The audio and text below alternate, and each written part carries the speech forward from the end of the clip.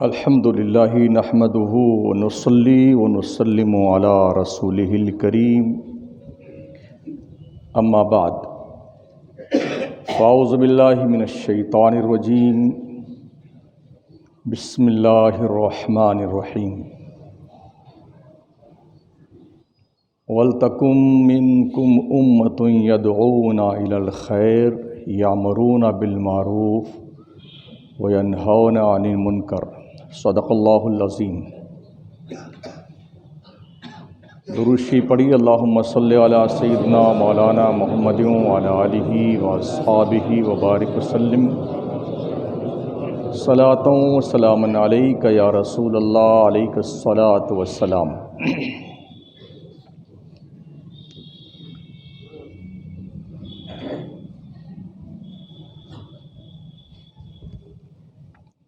قرآن شریف کے چوتھے پارے سے میں نے ایک آیت کا ایک حصہ تلاوت کیا ہوں۔ اللہ ارشاد فرماتا ہے، تم میں ایک جماعت ہمیشہ ایسی ہونی چاہیے جو لوگوں کو بری باتوں سے منع کرے اور اچھی باتوں کا حکم دے۔ ایک دوست نے کوئی دو شعر واٹس ایپ پہ بھیجے تھے، تو وہ شعر تھا، چڑھانے پھول مزاروں پہ جا رہے ہیں لوگ، چڑھانے پھول مزاروں پہ جا رہے ہیں لوگ، اس اندھے پن کو عبادت بتا رہے ہیں لوگ، ستم تو دیکھیے مسجد قریب ہوتے ہوئے،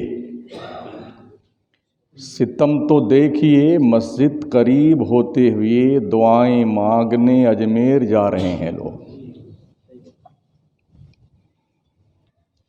شعر 100% صحیح ہے۔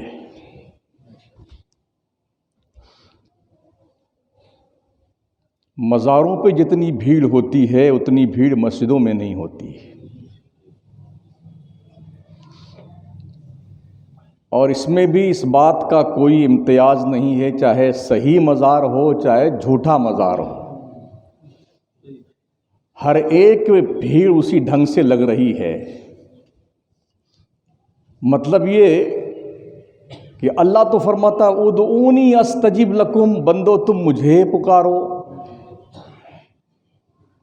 میں تمہاری دعائیں قبول کرتا ہوں۔ اللہ یہ فرماتا ہے، اذا نودی للصلاۃ من یوم الجمعۃ فاسعوا الی ذکر اللہ، جب تمہیں جمعۃ المبارکہ کو اللہ کا منادی بلائے آواز دے کے، اذان دے کے، تو تم اپنے سارے کام دھام بند کر کے دوڑو اپنے رب کی عبادت کی طرف۔ اللہ تو یہ فرماتا خذوا زینتکم عند کل مسجد، لوگو جب مسجدوں میں آؤ تو ڈھنگ کا کپڑا پہن کے آیا کرو، پھٹیچر بن کے مت آیا کرو۔ کیا خیال ہے آپ کا؟ کتنے لوگ ہیں جن کو میں دیکھتا ہوں ادھر کام سے نکلے دھول میں لٹکے پٹکے ہیں، آئے یوں دھونا اور پھر آگے مسجد میں نماز پڑھنے کے لیے۔ ذرا سوچئے کہ ایک معمولی سے ادھیکاری کے آفس میں چیمبر میں جانے کے لیے کیا اسی طرح سے آپ جاتے ہیں پھٹیچر بن کر کے؟ جنگلی جانوروں کی طرح جاتے ہیں، یا پورا ٹیپ ٹاپ کر کے خوشبو وشبو لگا کے نہا دھو کر کے کپڑے سپڑے بڑھیا بڑھیا پہن کر کے پھر جاتے ہیں نا آپ؟ کیونکہ ایک سینٹنس بھی الناس باللباس، لوگ کپڑوں سے پہچانے جاتے ہیں۔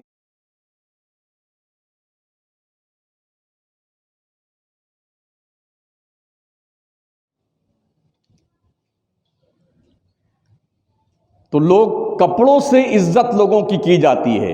اگر بڑھیا کپڑے پہن کے گئے تو اوہ صاحب کیا اچھا کپڑا بن گیا، اور تھوڑا ڈھیلا ڈھالا کپڑا پہن لیا، تھوڑا میلا کچیلا، تو ہم نے یہ دیکھا ہے شادی بیاہ کے موقع پہ اسی شہر میں اس کے پاس کبھی روٹی پہنچتی ہے تو سالن نہیں، اور سالن پہنچتا ہے تو روٹی نہیں۔ کیا خیال ہے آپ کا؟ ہاں دیکھی ہوئی بات کر رہا ہوں۔ چلاتے رہو بیٹھ کر کے اپنی ٹیبل پر، ساری بوٹیاں اس طرف ہی جائیں گی جدھر ٹھیک ٹھاک لوگ کپڑے پہنے رہتے ہیں. یہ جنگلی پن کا مرض کہلاتا ہے. تو میں عرض کر رہا تھا اللہ فرماتا میں تمہاری دعائیں قبول کرنے کو تیار، تم پکارو تو صحیح مجھے. ہم کیا کرتے ہیں، نہیں مسجد تو نہیں جائیں گے، جا دعا قبول کروانے کے لیے ہم اجمیر جائیں گے. تم ایک بات مجھے بتا دو خواجہ صاحب کی، کسی ولی کی، کسی بزرگ کی، کہ تم اپنی دعائیں قبول کروانے کے لیے میری چوکھٹ پہ آ کر کے دعا مانگو. کہیں لکھا ہے؟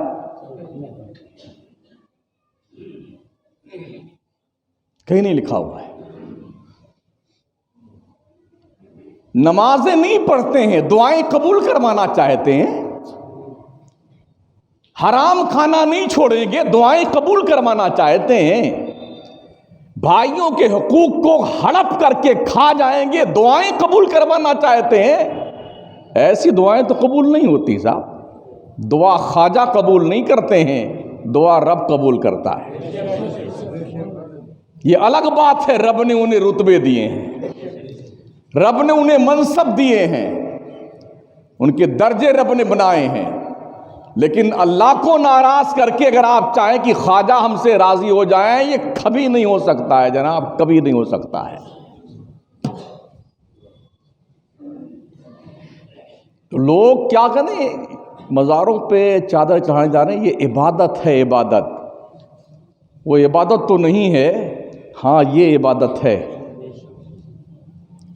اللہ کے گھر میں آؤ نا، آ گئے، ابھی آپ نے ایک بار بھی نیت بات کر کے کچھ پڑھا نہیں. آپ گھر سے چلے نیت کر کے کہ میں اللہ کی عبادت کرنے جا رہا ہوں، قدم قدم پہ ثواب لکھنا شروع کر دیا جاتا ہے عبادت کا.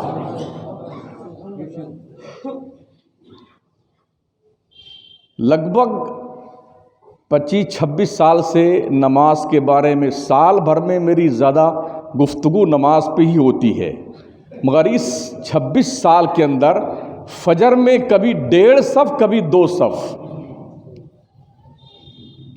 پتہ نہیں بیچارے انتقال کر جاتے ہیں لوگ، رضائی بستر چھوڑنے سے موت آ جائے گی شاید لوگوں کو.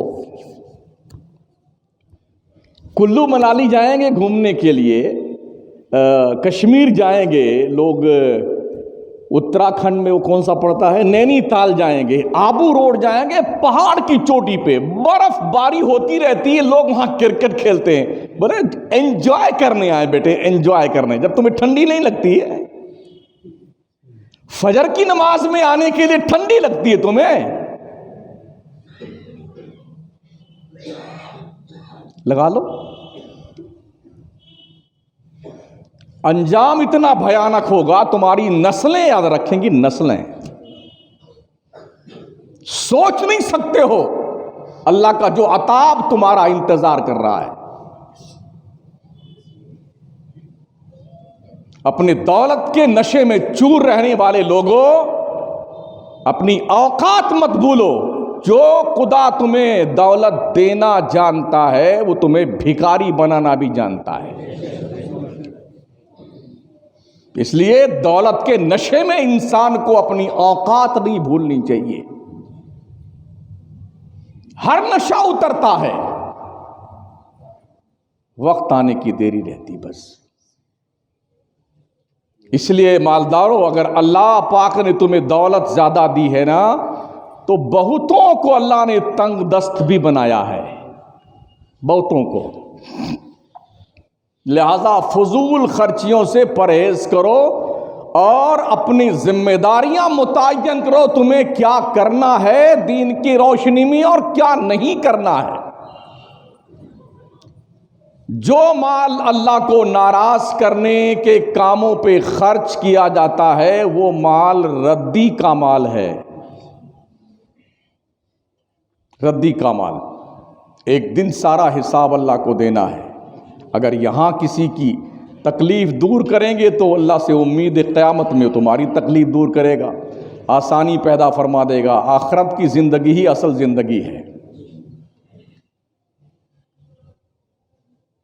خاص کر مسلم آبادی ہماری جو ہے نا، مسلم جنریشن، وہ کچھ زیادہ ہی اسٹرانگ بن رہی ہے اور کچھ زیادہ ہی اپنے آپ کو ایڈوانس سمجھتی ہے کہ میں بہت یہ ہوں اور وہ ہوں. حالانکہ آئے دن، بلکہ 24 گھنٹے میں ایک دو نہیں، درجنوں واقعات ایسے اس شہر میں ہو رہے ہیں جس واقعے کو سننے کے بعد انسانیت کا شرم سے سر جھک جاتا ہے. لاکھوں لاکھوں روپے اپنی عزت بچانے کے لیے بیٹے پیمنٹ کرتے ہیں، لاکھوں لاکھوں روپے. ٹرینڈ چل رہا ہے واٹس ایپ پہ، مادرزاد ننگے ہو جا رہے ہیں. حرام کی کمائیاں ایسے ہی جاتی ہیں، اس لیے حلال کے پیسے کمانے کی کوشش کرو، حلال کے، تاکہ اولادیں آوارہ نہ بنے، بے حیا اور بے غیرت نہ بنے. حساب تم نے اکیلے دینا ہے. میرے مصطفیٰ کریم علیہ السلام نے بہت پہلے فرمایا تھا، کماتا ہے انسان اکیلے، کھاتا پورا خاندان ہے. حساب بندے کو اکیلے دینا ہے. اس لیے او کمانے والے، یہ سوچ کر کمائی کر، کیسی کمائی کر رہا ہے تو، سوچ کر کماؤ. شادی بیاہ کے علاوہ بھی ملک میں بھی اور اپنے شہر میں بھی ایک دوسرے سے 4 جوتا آگے نکلنے کے لیے بے حیا بننے کی تیاری میں لگا ہوا مسلمان. شہر کے حالات اتنے برے ہیں، باضابطہ ریڈ ایریا بھی منتخب ہو گیا ہے. 200-500 روپے دے کر کے بے ایمانی عیاشی کر کے آؤ. اس شہر کی بات کر رہا ہوں.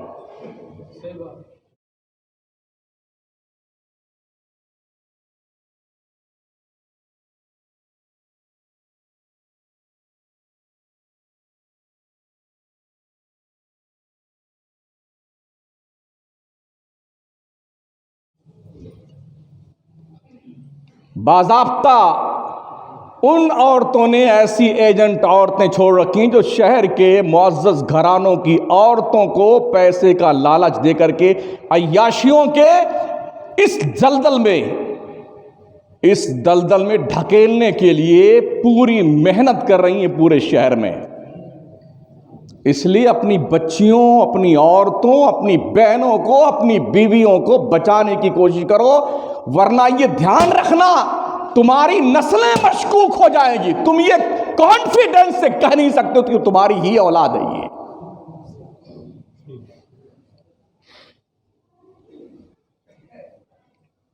کھیتی تمہاری ہوگی اور اس کھیتی میں پھل اور درخت کسی اور کے لگیں گے. اگر شرم نہیں آتی ہے تو ڈوب مرنا کہیں جا کر کے. موت تو آ کے رہے گی میاں، یہ بھول جاؤ چوکڑی. آدمی موت سے بچنے کی کوشش کرتا ہے، جہنم سے نہیں. حالانکہ جہنم سے بچ سکتا ہے مگر موت سے نہیں. اگر آپ اچھے اعمال کریں، توبہ کر لیں گناہوں سے، اللہ سے معافی مانگ لیں، اللہ کے حدود کی پابندی کریں تو جہنم سے بچ سکتے ہیں.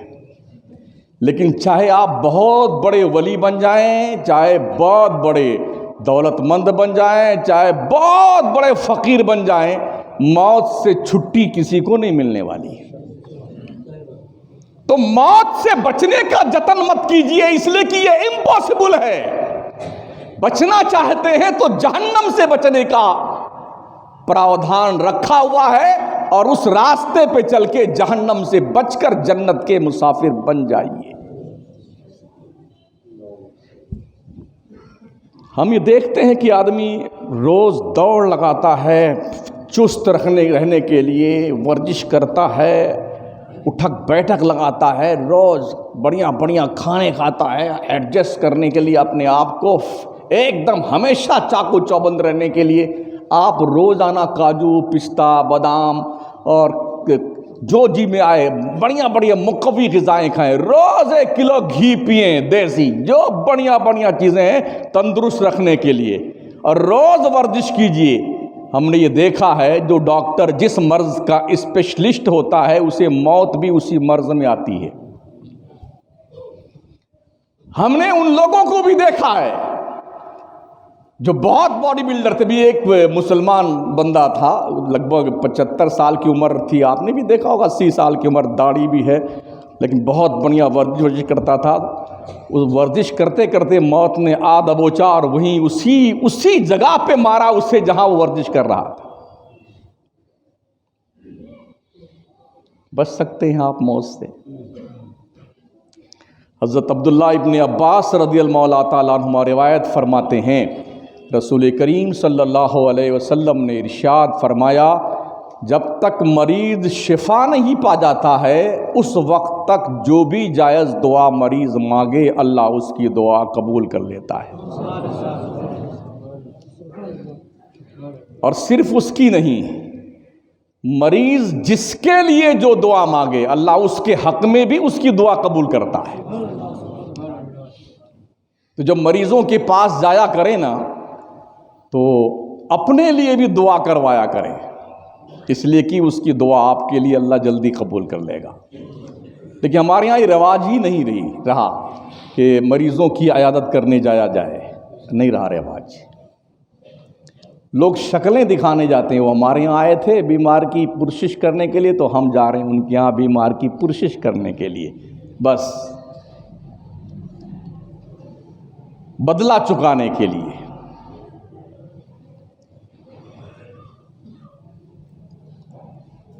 ہوتا وہی ہے جو اللہ چاہتا ہے۔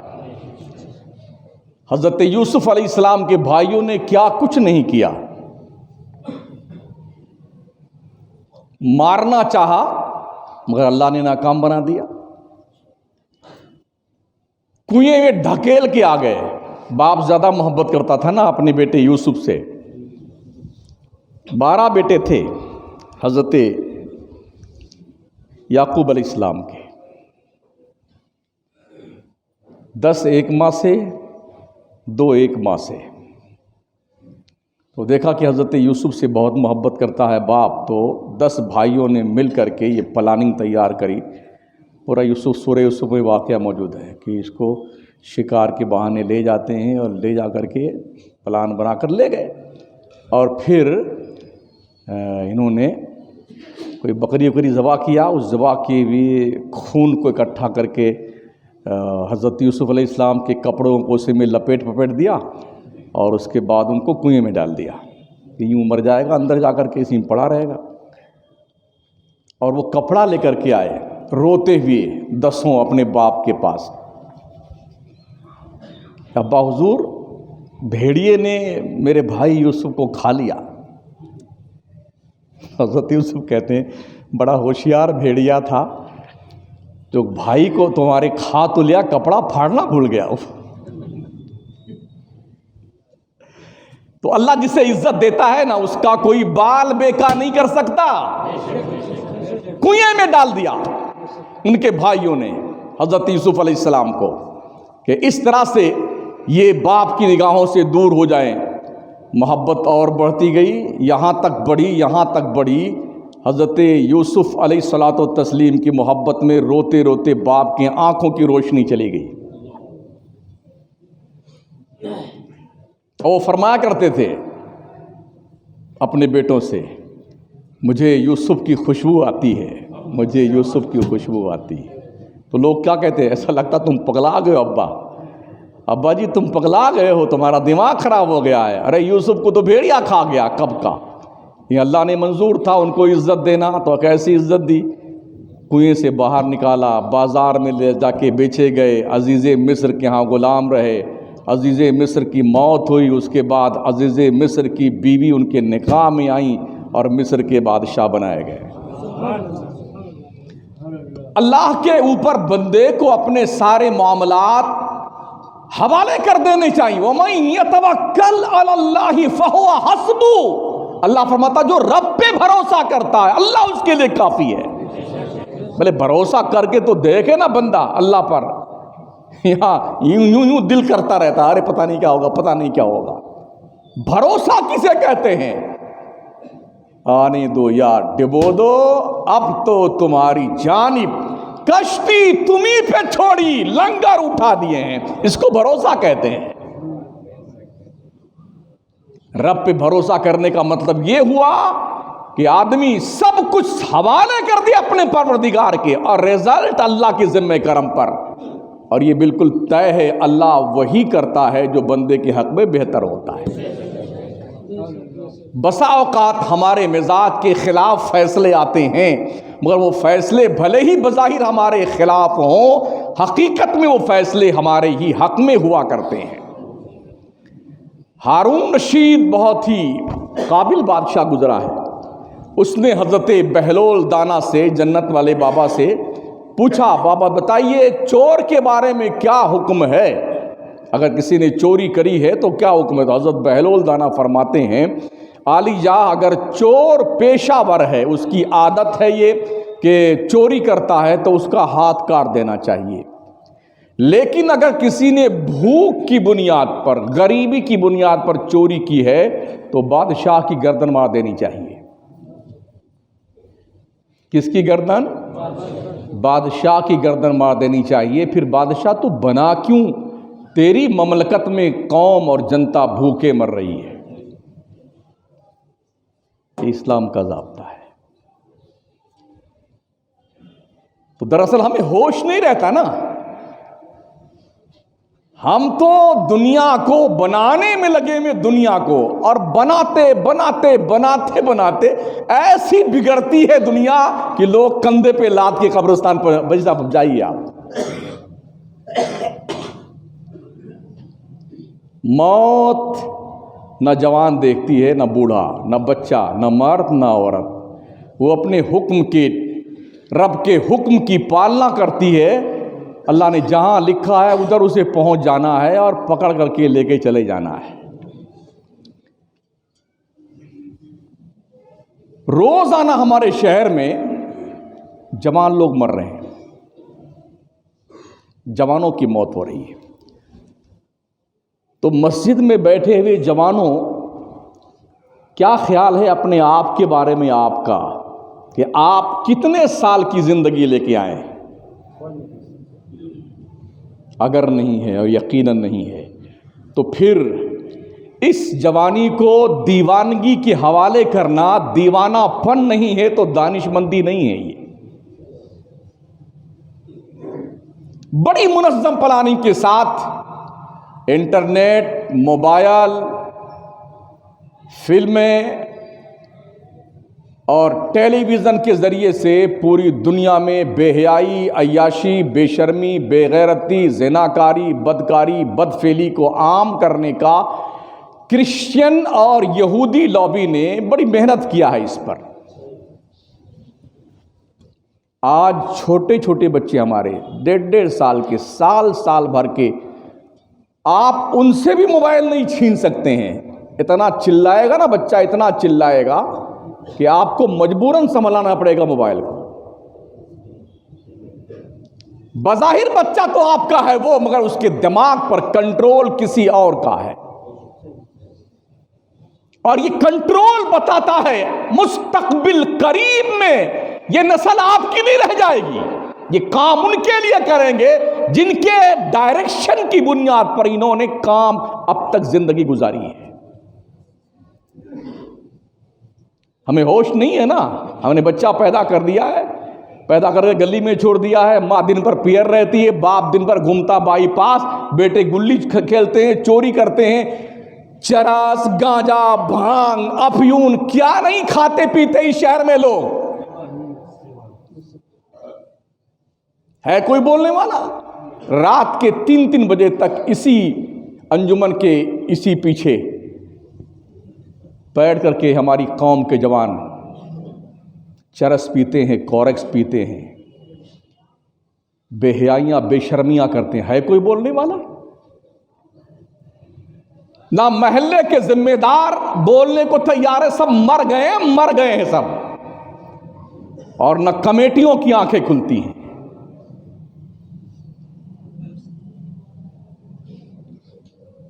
اس کا انجام دیکھا نہیں دیکھا؟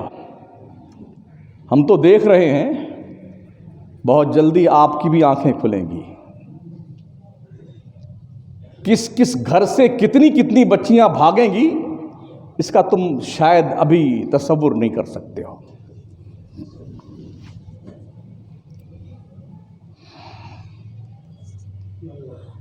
کنٹرول کر لو اپنے حالات پر۔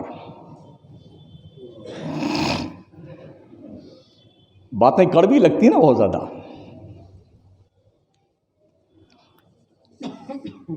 تہ پہ تہ بنائے جا رہے ہیں گناہوں کا۔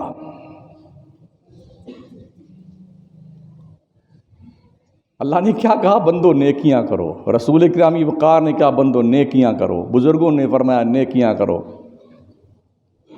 ہم نیکیاں نہیں کرتے ہیں، گناہ زیادہ کرتے ہیں۔ میں پورے ملک ہندوستان کے مزارات کی بات کرتا ہوں، اکا دکا چھوڑ دیجئے، مزاروں کے عرس کے موقعوں پر، میلوں کے موقعوں پر جتنی عیاشیاں، بدماشیاں، فحاشی، بے غیرتی، بے حیائی ہوتی ہے نا، شاید کہیں ہوتی ہو۔ کون کرتا ہے یہ؟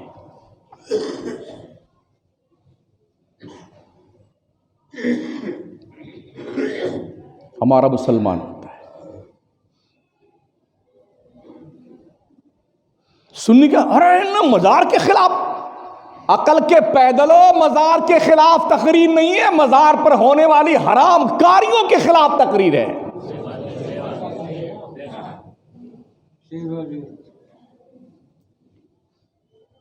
خواجہ کے مزار پر جانا جرم نہیں ہے مردوں کا، وہاں جا کر کے نماز نہ پڑھنا، بے حیائی کرنا، بے شرمی کرنا، بے غیرتی کرنا، حرام کاری کرنا، حرام خوری کرنا، اس کے خلاف بولنا چاہتا ہوں میں۔ اور یہی خلاف جو ہے نا، اس کے بارے میں حکم بھی اللہ رسول کا ہے، جو مجھے بولنا میری ذمہ داری ہے۔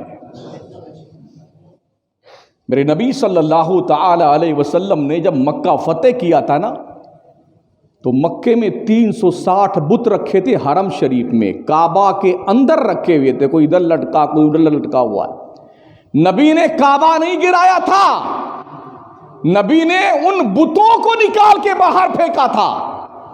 اس لیے مزار کوئی نہیں گرایا جائے گا۔ مزاروں پہ ہونے والی بےہودگیاں، بے شرمیاں، عیاشیاں، بے غیرتی، ہلڑ بازی، اس کی بہرحال مذمت کی جائے گی، چاہے کسی کو مرچی لگے، چاہے آگ کا انگارہ لگے۔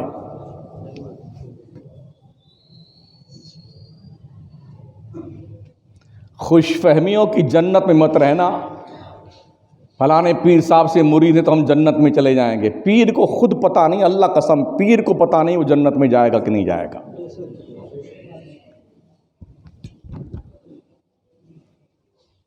جن کے پاس کنفرم ٹکٹ تھے نا جنت کے، میرے مصطفیٰ کریم نے فرمایا 10 صحابہ کو عشرے مبشرہ ہونے کا شرف نبی نے عطا فرمایا ہے۔ ان میں سے خلفائے راشدین جو 4 ہیں نا، صدیق اکبر، فاروق اعظم، عثمان غنی، مولا علی، یہ 4 تو ہیں، ان کے علاوہ 6 اور ہیں جنہیں عشرے مبشرہ کہا جاتا ہے۔ کیا مطلب؟ نبی نے انہیں جنتی ہونے کا ٹکٹ دیا ہے۔ یوں تو نبی کا ہر صحابی جنتی ہے، اللہ کا وعدہ ہے وَكُلًّا وَعَدَ اللَّهُ الْحُسْنَى، اللہ نے ہر صحابی سے جنت کا وعدہ فرمایا ہے۔ تو کم و بیش 1,24,000 صحابہ سے اللہ نے جنت کا وعدہ فرمایا ہے، وہ سب جنتی ہیں۔ پھر کیوں روتے تھے رات رات بھر یار؟ وہ کیوں حضرت ابوبکر رہتے تھے اے کاش میری ماں مجھے پیدا نہ کرتی، میں اپنے رب کو جواب کیا دوں گا؟ کاش میں بکری کا بچہ ہوتا، لوگ ذبح کر کے مجھے کھا جاتے، میں اللہ کی جناب میں جواب کیسے دوں گا؟ یہ وہ ڈر رہے ہیں جن کا رتبہ نبیوں اور رسولوں کے بعد کائنات میں سب سے بزرگ و برتر ہے، یہ ان کا حال ہے۔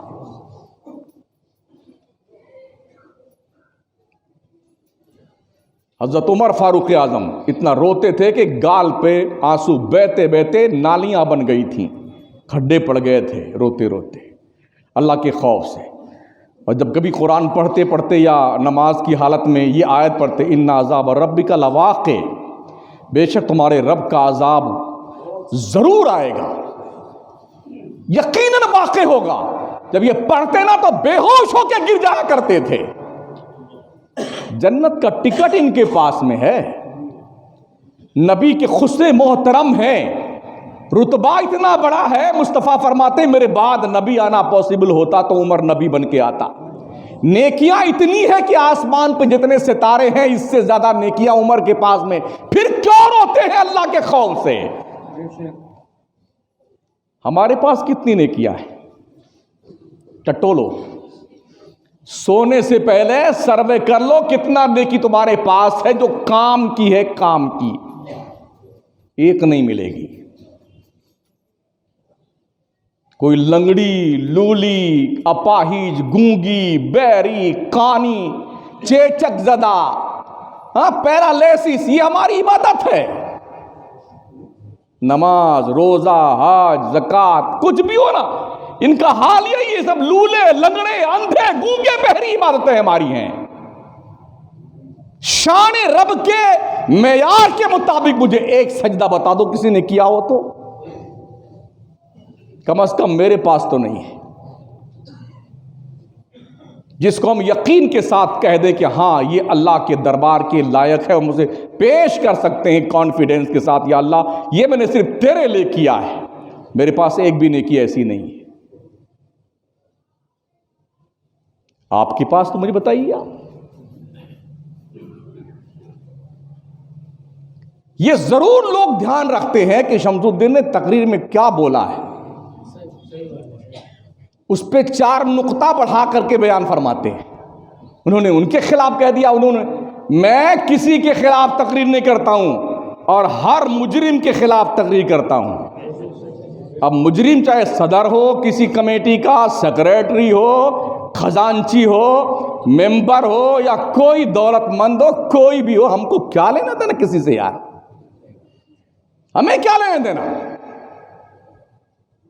ابھی ایک شادی کی تقریر میں نے تقریر کری، ہم نے بھائی جو دیندار لوگ نہیں ہیں اور دین کی خلاف ورزیاں کرتے ہیں تو چاہے کسی بھی کمیٹی کی صدر وہ جوتوں کے نوک پہ مارے، تو کچھ کرم فرماؤں نے کہا ارے امام صاحب نے تو ہماری انجمن کے صدر سیکریٹری کے خلاف تقریر کر دی۔ اس کا مطلب چور کی داڑھی میں تنکا ہوتا ہے نا؟ ہاں، ہم نے تو کامن بات کری ہے، جنرل بات کری ہے۔ جو بھی خلاف قانون مصطفیٰ ہے، اگر ہم امامت کے منصب پر یہاں ہیں 26 سال سے، اگر ہم اپنی ذمہ داری نہیں نبھاتے ہیں تو ہم سے بڑا مجرم کوئی نہیں اللہ کے دربار کا۔ ایسے ہی کسی بھی سنستھا میں کوئی صدر ہے، سیکریٹری ہے، اگر اپنی ذمہ داری نہیں نبھاتا ہے، اس سے بڑا مورخ کوئی نہیں ہے، اور بے شرم کو چاہیے عزت کے ساتھ کرسی چھوڑ کے ہٹ جائے اگر اسے اپنے ذمہ داری کا لحاظ اور پاس نہیں ہے۔ لوگوں کو یہ ڈر رہتا ہے، کم از کم رہتا تو ہے، کہ اگر ہمارے اس معاملے کی خبر شمس الدین تک پہنچی تو جمعہ میں خیریت نہیں ہے۔ کم از کم ایک مسجد سے ڈر لگتا ہے نا کسی کو، یہ تو ہے لوگوں کو ڈر، ورنہ سارے امام بیچارے ڈر کے مارے ان کی سانسیں رکی رہتی ہیں، ارے اگر کچھ بول دے تو کیا ہوگا کیا۔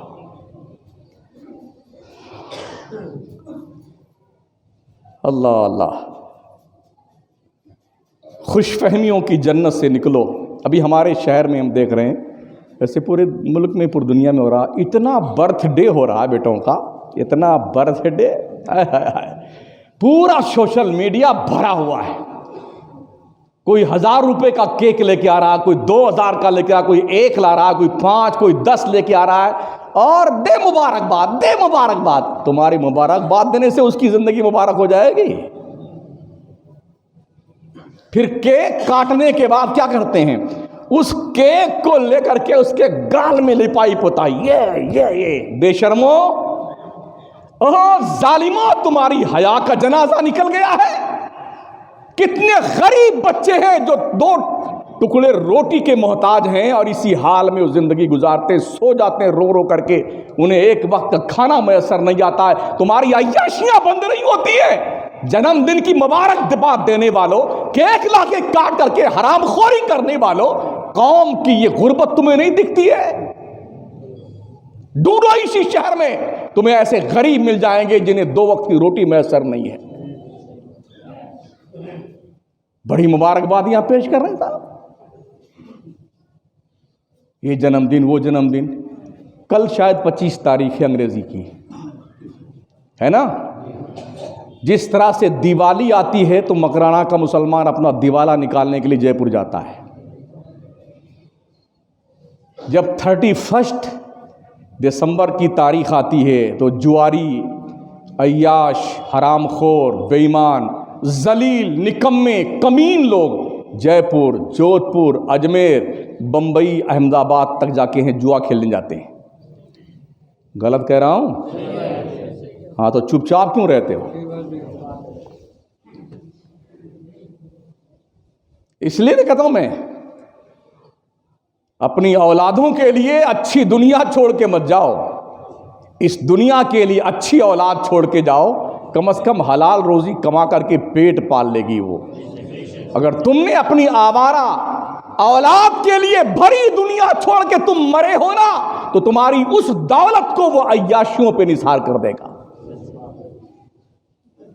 آنکھوں دیکھی بات کرتا ہوں، آنکھوں دیکھی۔ ہم نے کتنے بھکاری دیکھیں اسی شہر میں جن کے باپ کروڑوں میں کھیلا کرتے تھے، آج اولادیں بھیک مانگ رہی ہیں، کھانے کے لیے 2 وقت کی روٹی میسر نہیں انہیں۔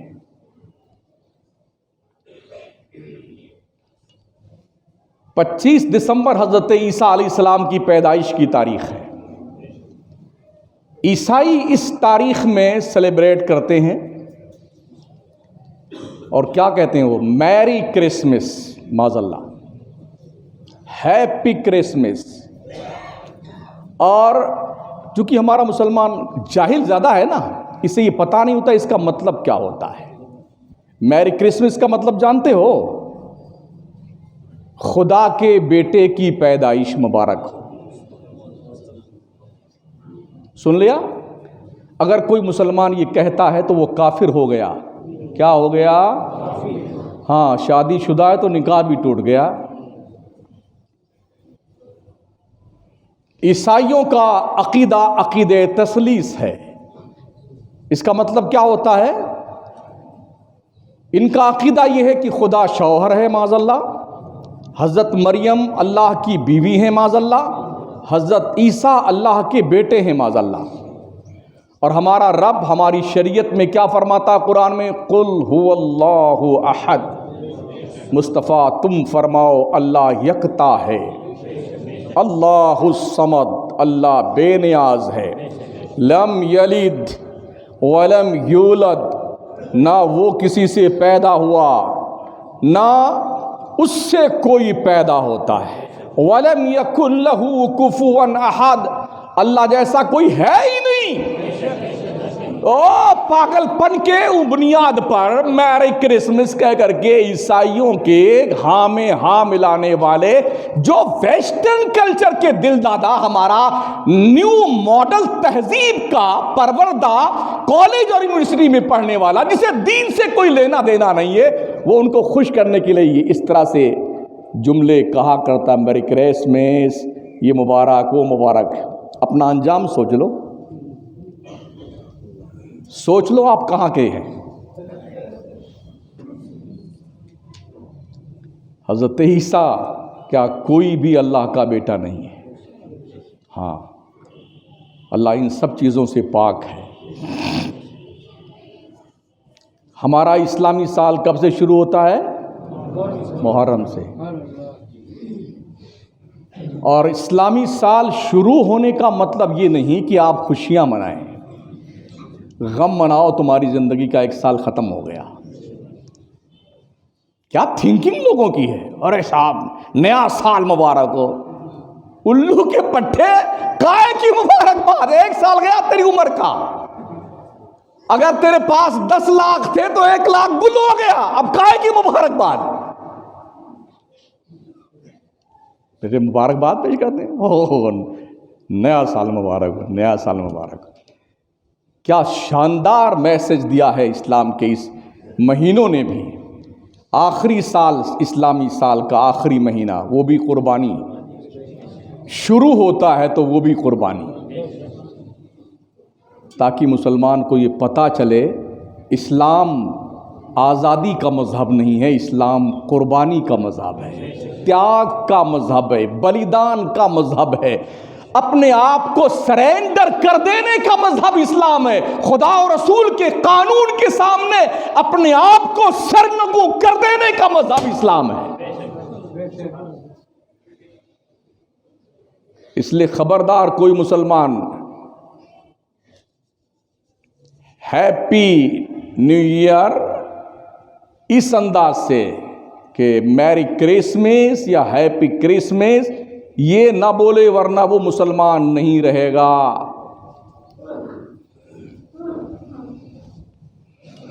پیارے آقا صلی اللہ تعالی علیہ وسلم کے پیارے دیوانوں، جب کوئی عذاب بیان کیا جاتا ہے نا، جہنم کا، آخرت کا، تو لوگ کیا یہ تو مولانا لوگوں کا کام یہی ہے بتانا، ایسا کہیں ہوگا تھوڑی، ان کا کام یہی ہے دین کی باتیں۔ بے شک ہمارا کام یہی ہے، اللہ اسی کام پہ تک زندہ رکھے جب تک ہم بتاتے رہیں۔ ہاں، میرے نبی صلی اللہ تعالی علیہ وسلم نے ایک دن جبریل سے پوچھا تھا، جبریل جہنم کے عذاب کے بارے میں کچھ بتاؤ تو صحیح۔ انہوں نے کہا یا رسول اللہ سب سے چھوٹا عذاب بتاؤں؟ ہاں ہاں بتاؤ جبریل بتاؤ۔ کہا یا رسول اللہ سب سے چھوٹا عذاب جو جہنم کا ہے وہ جہنمی کے پیر میں جہنم کے آگ کا جوتا پہنایا جائے گا، اور اس جوتے کی گرمی اتنی تیز اور شدید ہوگی کہ دماغ اس کا کھول رہا ہوگا، کھولتے کھولتے اس کا دماغ جیسے گھی نہیں جماؤ پگھلتا ہے، پگھل کر کے ناک اور کان سے بہنے لگے گا۔ یہ چھوٹا عذاب کی بات کر رہا ہوں میں، سب سے چھوٹا عذاب۔ جہنمیوں کو جہنم میں اللہ ڈالے گا نا تو اس کی شکل یہ نہیں ہوگی، اس لیے کہ اس شکل کے بارے میں نے حدیث شریف میں پڑھا، آقا کریم فرماتے ہیں اللہ نے اپنے بندوں کو اپنے چہرے پہ پیدا فرمایا، حالانکہ رب چہرے سے پاک ہے، اسے آپ صورت محمدی کہہ سکتے ہیں، شکل محمدی پیدا فرمایا ہے، اس لیے یہ چہرہ بدل دیا جائے گا، شکلیں مسخ کر دی جائیں گی۔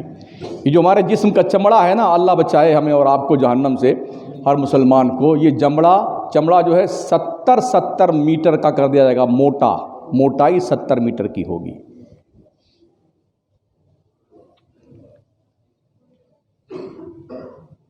اور فرمایا گیا جب اس کو جہنم میں ڈالا جائے گا نا، اس کا جو ایک دانت ہے وہ دانت احد پہاڑ کے برابر ہوگا، ایک دانت احد کے پہاڑ کے برابر ہے۔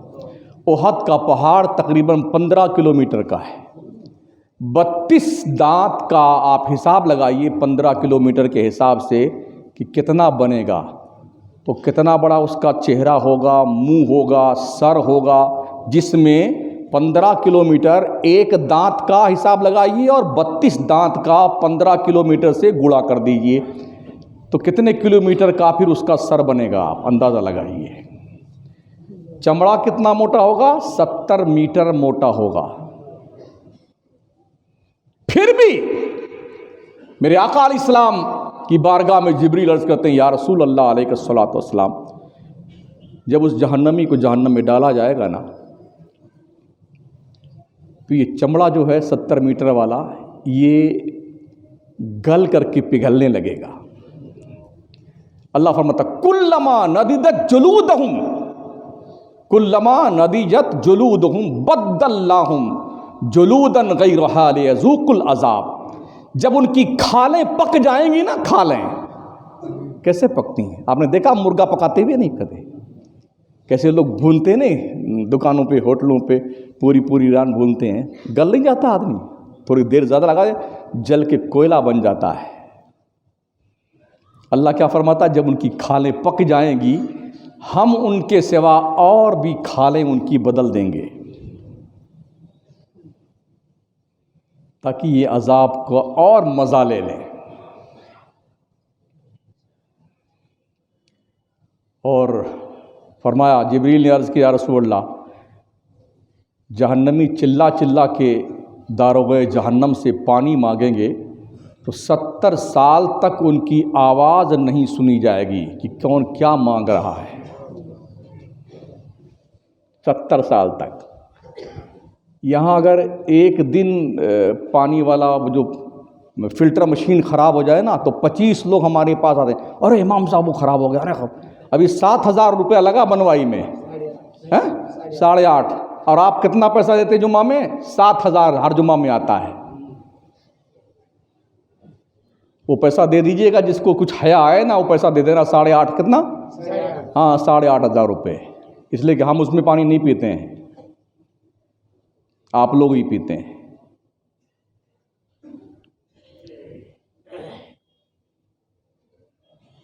تو جب وہ 70 سال تک چلائیں گے، 70 یہاں تو 7 گھنٹہ تو چھوڑیے، 1 گھنٹہ بند ہو جائے نا میرا، ایک بار اگر کہیں ایک نماز کے ٹائم میں پانی گرم نہیں ہوا تو 4-5 لوگ تو یہاں سے گھر تک امام صاحب وہ پانی گرم نہیں ہوا، پانی گرم نہیں ہوا، ذرا بولیے گا۔ کچھ مسجد کا بھی حق بنتا، آپ پر نہیں بنتا ہے۔ جو پیسے عیاشیوں پہ اڑاتے ہو نا،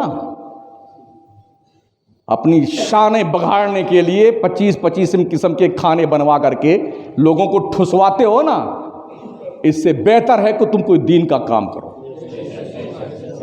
کھانا کھا کر کے وہ مفت خور کبھی یہ بھی نہیں کہیں گے الحمدللہ الذی اطعمنا وسقانا وہدانا وکفانا وجعلنا من المسلمین، اللہم اطعم من اطعمنا واسق من سقانا وارزقہم رزقا حلالا طیبا مبارکا کثیرا۔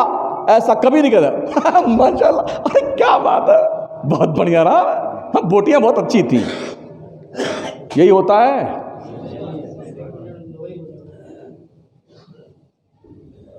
سنو جہنمیوں کنڈیشن سنو، جبریل عرض کرتے ہیں، یا رسول اللہ 70 سال تک اس کی آواز نہیں سنی، اور چلاتا رہے گا، پانی مانگتا رہے، پانی پانی پانی۔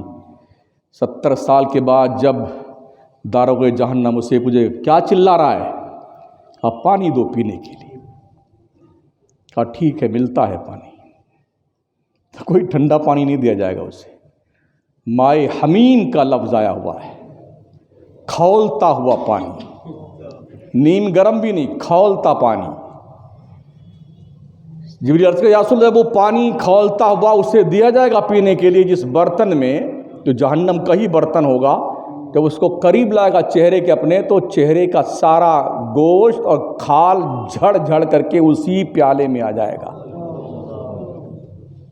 لیکن اسے پینا ہی پڑے گا اس کو۔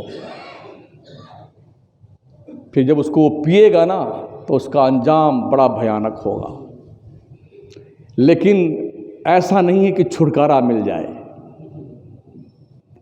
چلو یہاں آدمی مر گیا تو زندگی کی جنجال چھٹکارا ملتا نہیں ملتا ہے، مل گیا ختم بات، جو بھی غم فکر لند پھند سر پہ تھا نا سب سے چھٹی مل گئی، کسی کا کھا کا مر گیا چلو ختم، لا الہ الا اللہ، اب کون جاتا ہے؟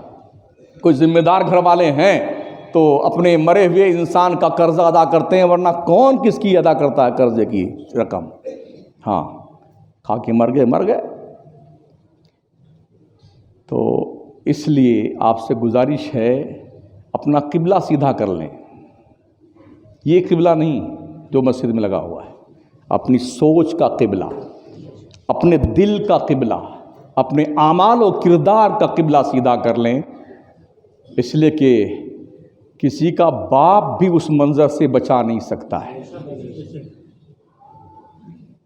یہ دھیان رکھنا، تم چاہے ہر چھٹی میں اجمیر جاؤ یا ہر روز اجمیر جاؤ، اگر تم نے نمازیں نہیں پڑھی ہیں تو وہ خواجہ بھی تمہیں دھتکار، چل ادھر سے بے غیرت بے شرم، خدا کا حکم نہیں مانتا، میرے دربار پہ تو بھیک مانگنے چلے خواجہ سے، پھر کہاں جاؤ گے؟ کہاں جاؤ گے؟